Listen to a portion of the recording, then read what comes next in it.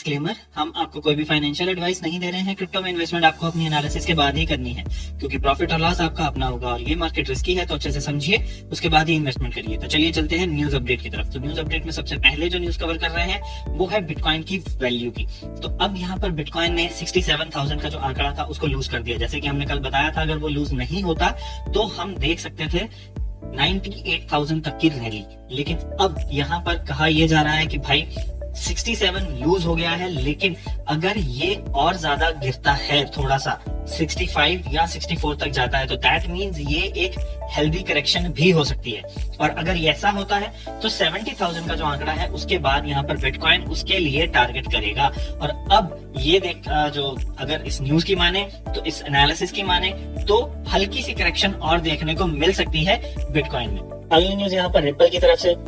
Ripple ने एक liquidity hub जो है वो यहाँ पर लॉन्च किया है। ये लिक्विडिटी हब जो है वो उन्होंने लॉन्च किया है सो दैट कि जितने भी फाइनेंशियल फर्म्स हैं वो अपने कस्टमर्स को क्रिप्टो करेंसी की ट्रेडिंग के फीचर्स प्रोवाइड कर सकें। तो दैट मींस कि कोई भी फाइनेंशियल कंपनी जिसके पास फाइनेंस के राइट्स हैं वो इस लिक्विडिटी हब को यूज करके क्रिप्टो ट्रेडिंग की जो सर्विसेज हैं उसको ऑफर कर सकती हैं अपने कस्टमर्स को। और ये उन्होंने लॉन्च किया है मेनली, उन्होंने देखा है कि भाई जितने भी इंस्टीट्यूशंस हैं, जितने भी बड़े बड़े फाइनेंशियल इंस्टीट्यूशंस हैं, अगर उनको ये लिक्विडिटी हब वो प्रोवाइड करवा देते हैं तो वो क्रिप्टो की ट्रेडिंग जो है उस चीज को वो ऑफर कर सकते हैं अपने क्लाइंट्स को, जो ऑलरेडी उनके पास क्लाइंट्स हैं। तो इससे होगा क्या, इससे बेनिफिट रिपल को भी होगा और रिपल के साथ साथ उन कंपनीज को, उन फर्म्स को, फाइनेंशियल फर्म्स को भी बेनिफिट होगा जो इस लिक्विडिटी हब को यूज करके क्रिप्टो की ट्रेडिंग प्रोवाइड करवा सकती हैं अपने क्लाइंट्स को। तो ये बेनिफिशियल है रिपल के लिए भी। अगला न्यूज यहाँ पर पोल्का डॉट का। पोल्का डॉट की प्राइस जो है वो कंटिन्यूअसली हाई जा रही है। उसका रीजन यहाँ पर पोल्का डॉट की ऑक्शन।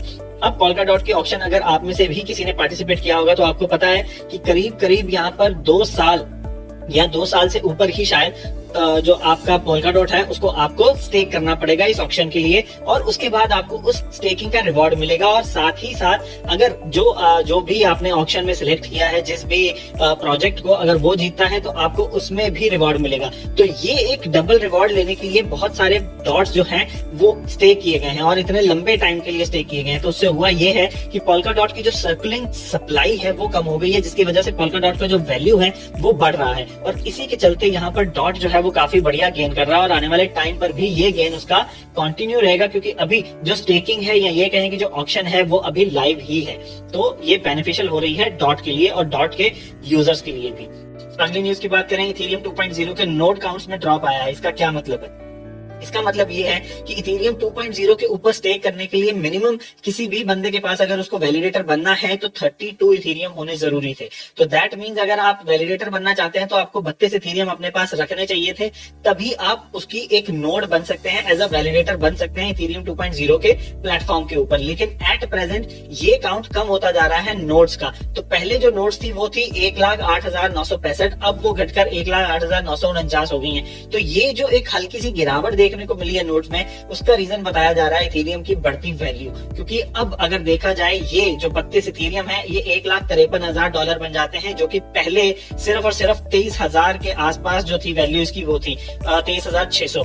तो पहले सिर्फ 23,600 ही आपको स्टेक करने पड़ते थे, लेकिन आज की डेट में अगर देखा जाए तो वो 1,53,000 बन जाती है वो वैल्यू। तो इस वजह से कहा जा रहा है कि ये जो वैलिडेटर बनने की वैल्यू है या ये कहें कि जो फीस है जो आपको स्टेक करनी है, जो अमाउंट, वो काफी ज्यादा हो गई है। और इससे बेटर लोगों को बेनिफिट मिल रहा है स्पॉट में। आप ट्रेड करें, ऑल टाइम हाई पे जाता है, सेल आउट करें, थोड़ा सा डिप मिलता है, बाय इन करें। तो इस वजह से यहाँ पर जो एक वैलिडेटर की जो नोट्स थी वो कम हो रही है। और इससे एक और चीज जो सामने आ रही है वो ये आ रही है कि इथेरियम की भी जो सप्लाई है वो कम हो रही है। और इस वजह से भी इथेरियम का जो 6,000 का जो आंकड़ा है वो कहीं ना कहीं एक जो आप ये कह सकते हैं कि एक माइंड में है कि हाँ ये वैल्यू अचीव हो सकती है इथेरियम की। अगली न्यूज की बात करें तो टिम कुक ने यहाँ पर अनाउंस किया कि उन्होंने क्रिप्टो बाय किया है, लेकिन उन्होंने ये साफ तौर पर बोला है कि एप्पल जो है वो अपने पोर्टफोलियो में इसको ऐड नहीं करने वाली है क्रिप्टो को अभी तक के लिए। वो जो है वो उनकी पर्सनल जो इन्वेस्टमेंट है, अपने पर्सनल उन्होंने इन्वेस्टमेंट पोर्टफोलियो में क्रिप्टो को इंक्लूड करके रखा है, ना कि वो एप्पल के पोर्टफोलियो में एड अप होगी। अगली और इस न्यूज से इम्पैक्ट बिटकॉइन को भी पड़ा है। इससे हल्की सी जो करेक्शन है वो मार्केट में देखने को मिली है। इस न्यूज अपडेट के बाद जो टिम कुक ने दिया।